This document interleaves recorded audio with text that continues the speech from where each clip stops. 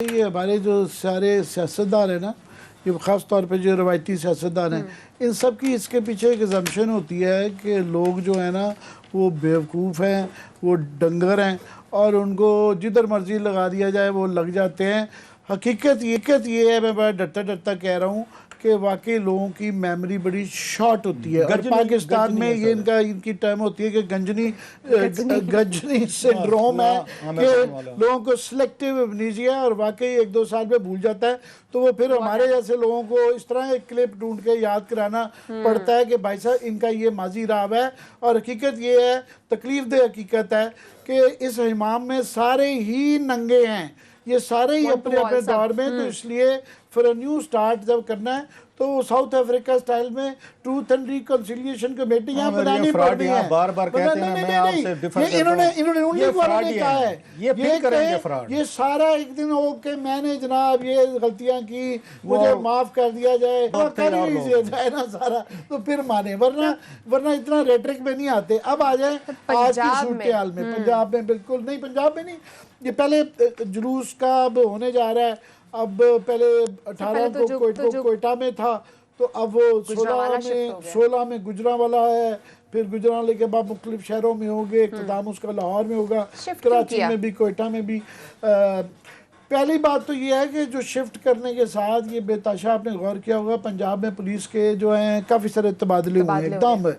वो एक तो ऑब्वियसली जब नई टीम आती है, नए आईजी आते हैं, तो वो एक अपनी टीम लेके आते हैं। दूसरा ऑफ कोर्स उन्होंने कोशिश की है पीटीआई वालों ने कि वो जो 20-25 साल से ख़ास लोग तबका आ रहा था पोलिटिकली बिल्कुल इंडोक्ट्रिनेटेड, जो अफसरान थे पुलिस के नून लीग के, तो उनकी छाटी करना चाह रहे हैं वो कि वो बेहतर लगाए जाए।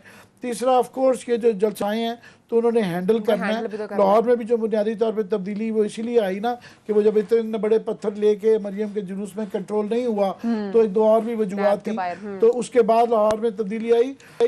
अभी दो बाकी तब्दीलियाँ तो इम्पॉर्टेंट है, दो इम्पॉर्टेंट तब्दीलियाँ इसमें हैं।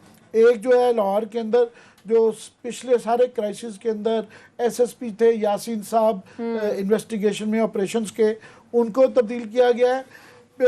गुजरांवाला में जहाँ पहला जलसा होना है वो बाबर सैयद साहब आरपीओ हैं, उनको चेंज किया गया है।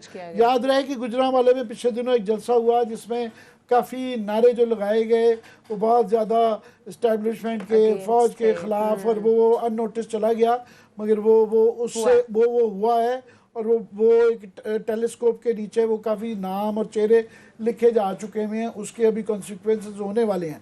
अब ये है कि वाह गुजरांवाले, मैं समझता हूँ कि वो उन्होंने ये समझदारी अपनी तरफ से इसलिए दिखाई है कि गुजरांवाला वाई डिस्ट्रिक्ट है जहाँ 6 की 6 नेशनल सीटें और 14 की पंजाब की सारी जो पंजाब की स्पिरिचुअल सीटें हैं, सारी की सारा डिस्ट्रिक्ट पूरा स्वीप।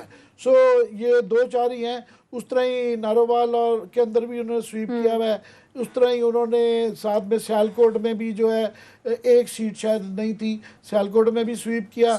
गुजरात के अलावा गुजरांवाला डिवीज़न जो है ना उनका अपना डिवीज़न है, और गुजरांवाला से लेके रावी दरिया तक जो है ना लाहौर के अंदर 3 सीटें पीटीआई ले गई थी, मगर वो मुल्तान रोड पे या शहर के अंदर था।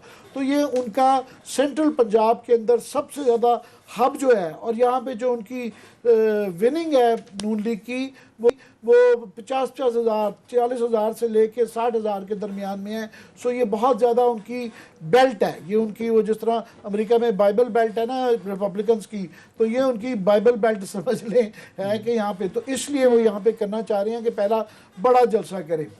अब वहाँ पे प्रॉब्लम्स क्या हैं? जलसे मेरा ख्याल आजकल में 30-40 हज़ार, जबकि इतना बड़ा वो हो, सारी पार्टियां मिली हुई हैं यहाँ पे। मौलाना फजल रहमान ने दरना अपनी छोटी सी पार्टी में एक मुनासिब इकट्ठा कर लिया था, तो इन इलाकों में इकट्ठा हो जाएंगे मेरा ख्याल है, मेरे ख्याल है। और प्रॉब्लम 2-3 है। सबसे बड़ा तो ये है कि इस वक्त कोरोना की दूसरी लहर चल पड़ी हुई है, बिल्कुल, और इसी अपोजिशन का, सारी अपोजिशन का ये स्टांस रहा हुआ है कि जनाब ये पीटीआई की इस बात के खिलाफ थे कि जी ये लॉकडाउन क्यों नहीं कर रहे, लॉकडाउन करें, लॉकडाउन सुपर स्प्रेड करें। हो और सकता है। पीटीआई का कहना था कि नहीं हमने बड़ा स्मार्ट लॉकडाउन करना है या लूज लॉकडाउन रखना है, इन्होंने नहीं होने दिया। और ख़ास तौर पे पीपल्स पार्टी सिंध में उनकी बड़ी लड़ाई थी कि जनाब लॉकडाउन नहीं, होना और वो इस वक्त भी कराची के अंदर उन्होंने दोबारा लॉकडाउन की तरफ जाना शुरू हो गए हैं, स्कूल और दफातर बंद करना शुरू कर दिए हैं।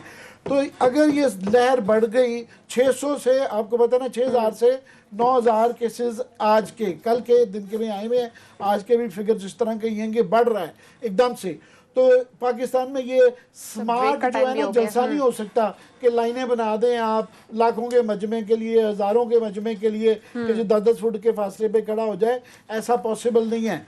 तो ये किसी ना किसी को जिम्मेदारी लेनी पड़ेगी। वो जो है कि अगर ये कोरोना की लहर बढ़ती है उसमें ये जलसे करने हैं तो वो एक जिम्मेदारी। दूसरा इसका कंटेंट है ये, क्योंकि ये किसी गवर्नमेंट के खिलाफ नहीं है, ये इस्टेब्लिशमेंट के खिलाफ करने जा रहे हैं। और जिस तरह के अल्फाज आगे नून लीग ने किए, और ये हम तो मुखालफत कर रहे हैं बगावत के, मगर अगर ये बात बढ़ती रही और इस तरह के अल्फाज इस्तेमाल किए जाते रहे तो बाकी पीपल्स पार्टी पे क्या स्टांस होगा, आपस में क्या वजह होगी। क्योंकि मौलाना फजलुर रहमान सुसाइडल हुए हुए हैं, नून लीग की लीडरशिप का भी एक तबका खासतौर पे मियां साहब हुए हुए हैं।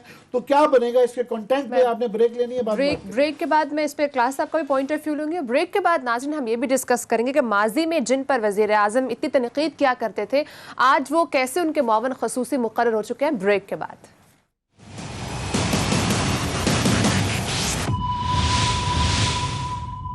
वेलकम बैक नाज़रीन। क्लास साहब, वक़ार मसूद साहब जिन पर वज़ीर आज़म बहुत तनकीद किया करते थे, जो कि इसहाक डार के बहुत करीबी साथी हैं, आज उन्हीं को अपना मुआवन ख़ुसूसी मुक़र्रर कर दिया। वैसे तो अब किसी बात पे हैरानी, वो कहते पहले आती थी हर बात पे हंसी, अब किसी बात पे नहीं आती। कोई इस तरह कोई शेर है तो हिसाब हमारा भी हो चुका है। वैसे कि खबर कोई बनती तो नहीं है कि इमरान खान साहब ने एक दफ़ा फिर अनयूजुअल काम कर लिया है, यू टर्न ले लिया है, या कोई ऐसे बंदे को लगा दिया है। और चौथा बंदा जो पसंद आ जाए ना वो उसको ऐसे पीएम बना देते हैं। वो थोड़ा सा जो भी हो। बहरहाल इनकी बड़ी एक पेक्यूलियर हिस्ट्री है। डॉक्टर वक़ार मसूद जो है, इनके बारे में कहा जाता है, किसी ने मुझे मैसेज उन्होंने किया कि how many lives he has, मतलब ये कितनी, तो कहते हैं 9 लाइव्स, इनकी 14-15 हैं, इनकी ज़्यादा है। मतलब है वो कहते हैं ना कितनी ज़िंदगियाँ हैं इनकी, माशाल्लाह, अल्लाह इनको लंबी हयाती दे।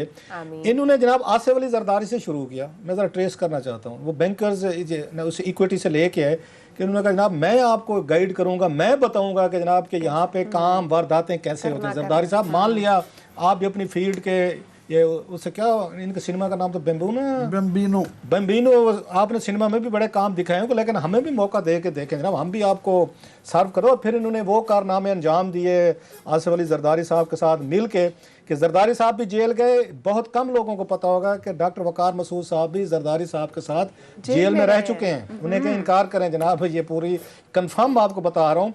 सो जो इस वक्त इमरान खान साहब ने अपना स्पेशल असिस्टेंट लगाया है with the status of minister, ये आसिफ अली जरदारी साहब के साथ जेल भुगता चुके हैं। सो एक तो मुबारक हो इमरान खान साहब को